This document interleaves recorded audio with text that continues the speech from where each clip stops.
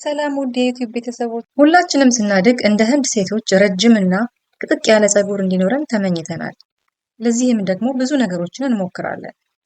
ከነዚህም ውስጥ አንዱ ከፀጉር እድገት ጋር በጣም ተያይዞ የሚነሳው ጥቁር አዝሙድ ነው።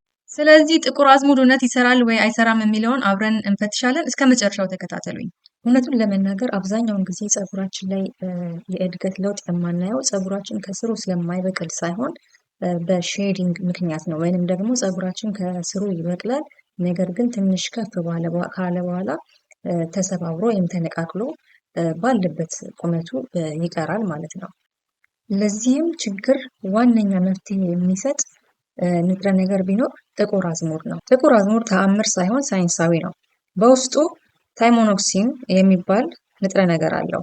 ይህ ንጥረ ነገር ደግሞ የራስ ቅል ብግነትን ወይም ኢንፍላሜሽንን በመቀነስ ፀጉር እንዳይረግፍ ያደርጋል። ጥቁር አዝሙድ በጣም ብዙ የጤናና የውበት ጠቀሜታ አለው። ከነዚህም ውስጥ አንዱ የፀጉር መርገፍን በከፍተኛ ሁኔታ መቀነስ፣ የራስ ቅልን ጤና መጠበቅ፣ በተጨማሪም ፎሮፎርንና ማሳከክን ያጠፋል። የፀጉር ቀዳዳዎችን በማንቃት አዲስ ፀጉር እንዲበቅል ይረዳል ማለት ነው። ወደ አጠቃቀሙ ስንመጣ ገበያ ላይ የጥቁር አዝሙድ ዘይቶች ይሸጣሉ። እነሱን ገዝተን መጠቀም እንችላለን።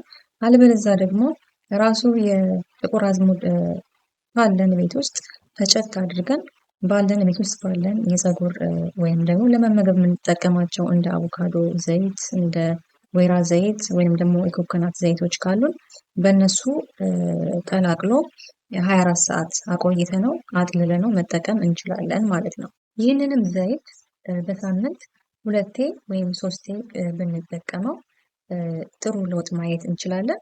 ሁሌም እንደምለው ግን ፀጉራችን ላይ የምንፈልገውን ለውጥ ለማየት ቢያንስ ከ3 እስከ 6 ወር መጠቀም ያስፈልጋል ማለት ነው። ይህንን ቪዲዮ ከወደዳችሁት ላይክ፣ ሼር፣ ሰብስክራይብ ማድረግ እንዳትረሱ። በሚቀጥለው ቪዲዮ እስከምንገናኝ ድረስ በሰላም ቆዩኝ። ቻው።